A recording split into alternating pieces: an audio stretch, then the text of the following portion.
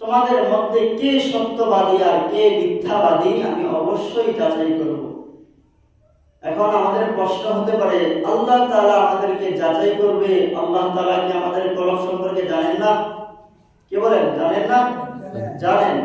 তারপরেও কেন আল্লাহ তাআলা বললেন যে আমাদেরকে যাচাই করবে আল্লাহ তাআলা? মুফাসসিরিন কিরাম প্রশ্নের উত্তরের জবাবে লিখেন, আল্লাহ তাআলার জানার কোনো প্রয়োজন নাই, তবে আল্লাহ তাআলা দুনিয়ার মানুষদেরকে জানিয়ে দেয় কর্মের মাধ্যমে। আপনাকে আমাকে দুনিয়ার মানুষের সামনে ফুটাইয়া করে এই মানুষটা মিথ্যাবাদী, এই মানুষটা সত্যবাদী, এই মানুষটা ধোঁকাবাজ, এই মানুষটা সচেতন, এই মানুষটা ন্যায় নীতিবান, এই মানুষটা আমানতদার।